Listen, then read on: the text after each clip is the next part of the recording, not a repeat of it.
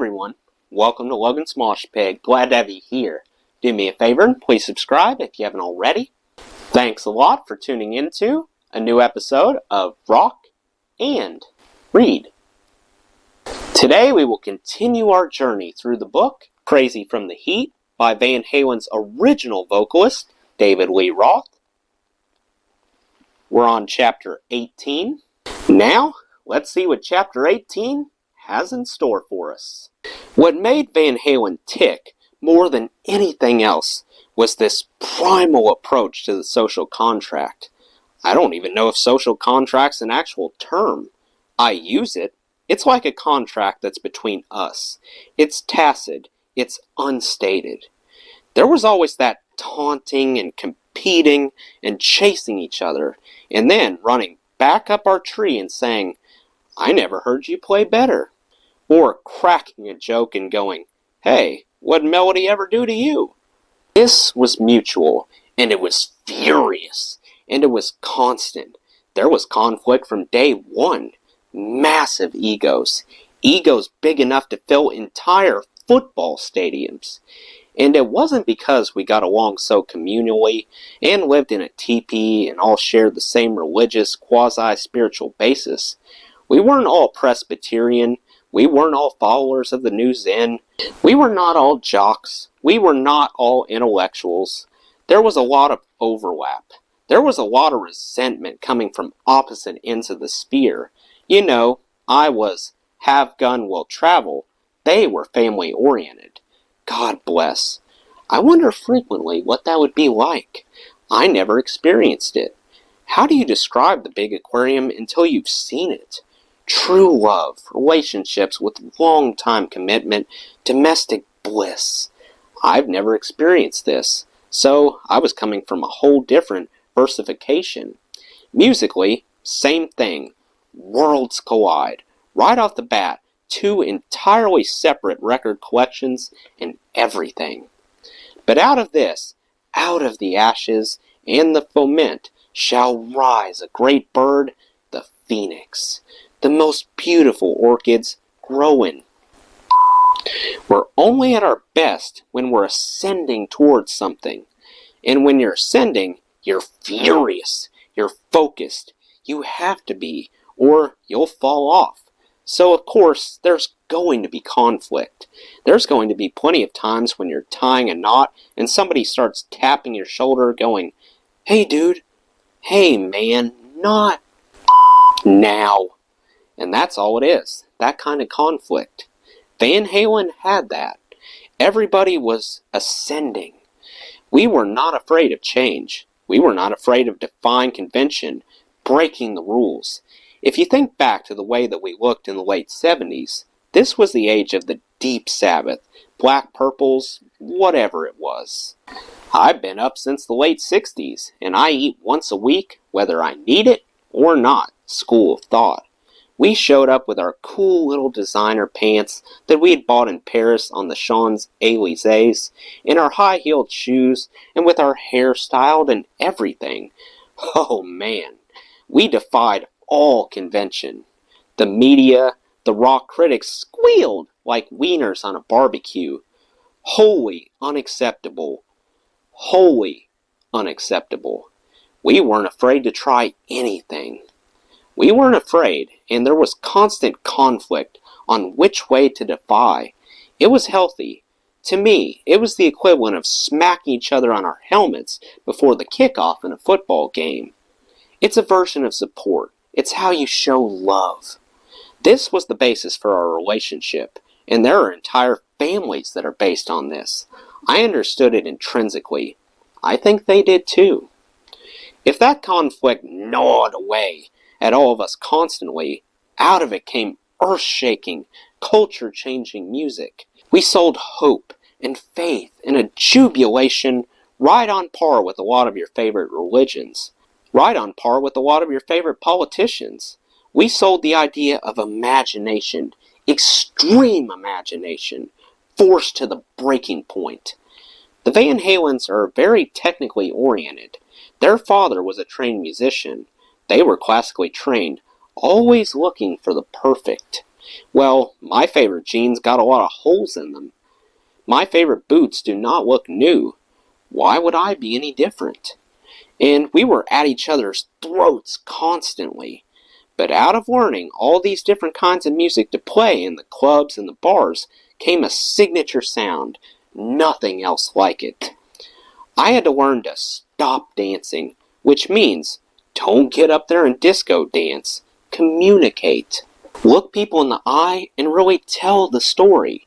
If you have something physically that you're going to do, use it as a means of communication. How many times have you gone and seen the latest pop diva or whomever doing choreographed steps?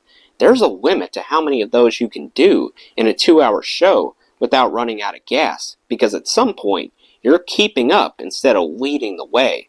At that point, do they drop their heads, look at the floor, and act like they're dancing at the local saloon? That's just dancing. It communicates nothing.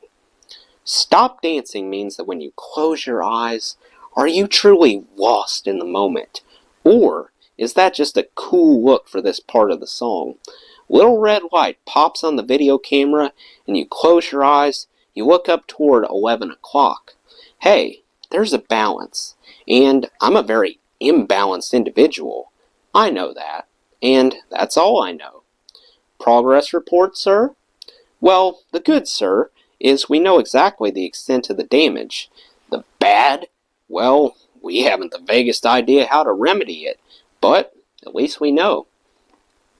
Edward, as well as Alex, was so adept at music, it was a whole new alphabet. Starting with the sound, he had called it the brown sound.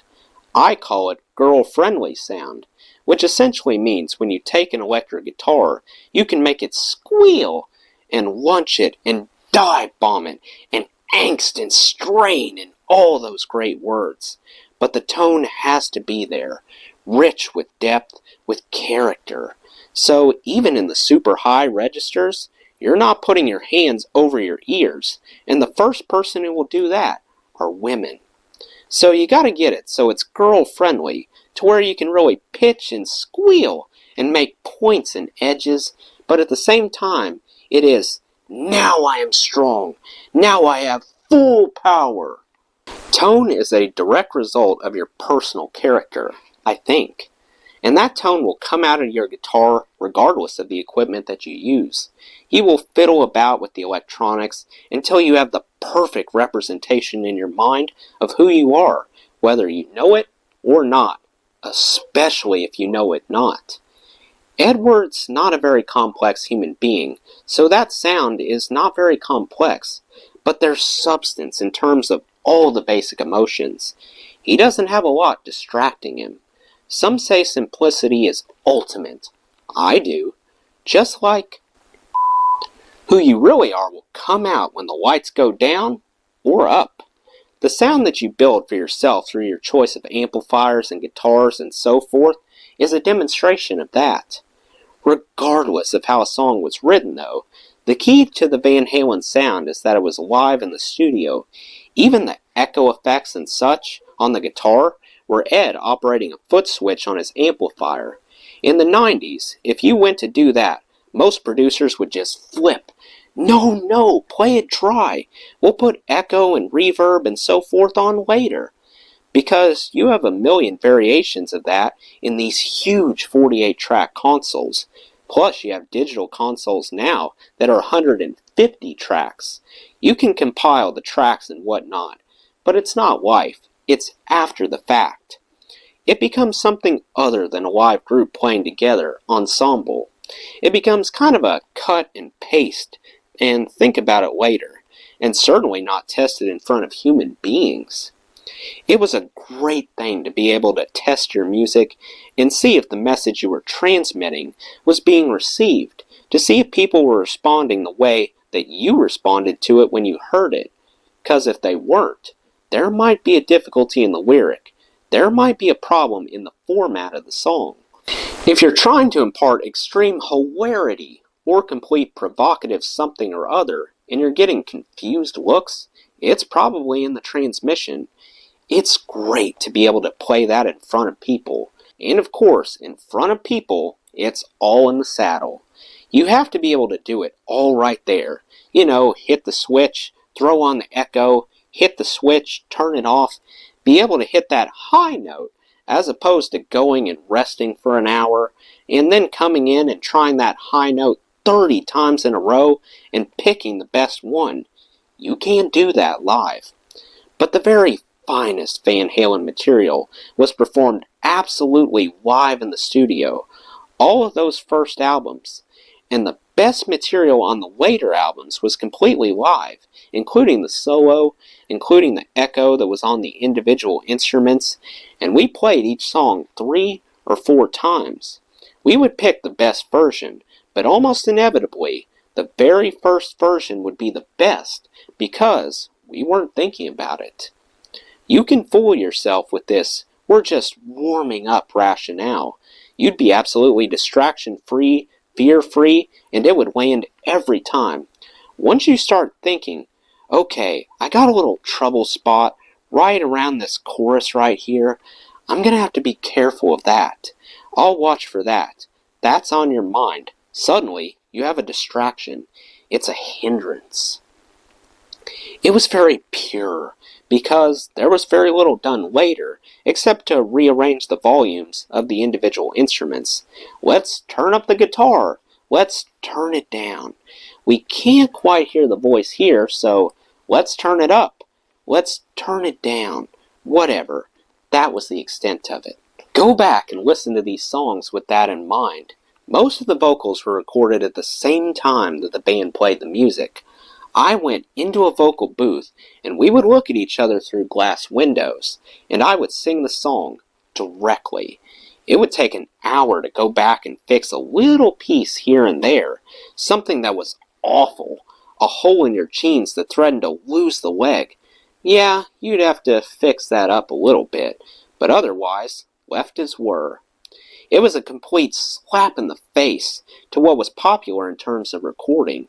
Either you took the BG approach and really refined it and polished it and went over it and over it and over it and did it piece by piece and stacked it up, or you took the punk rock approach, which was no polish, no effort towards sophistication or finesse, just kind of hammer away. And we used a beautiful combination of the two. It was recorded on very simple equipment, 24 track at the max, sometimes 16 track. We spent most of the time in the studio attempting to recreate the actual sound of the band out of the speakers that were in the studio. You think, well, you just set up a microphone, right? And it comes out sounding like it normally does. Wrong. You have a choice of 5,000 different kinds of microphones, 5,000 different kinds of coaxial cable, 5,000 different filters, noise filters, 5,000 different kinds of channeling systems. Soon as you introduce even one of those into the formula, you've altered the sound. It doesn't sound like you're sitting right in front of it. The natural sound was searched out to such an extent that, for example, when it was time to sing Jamie's Crying, I had taken special good care of myself.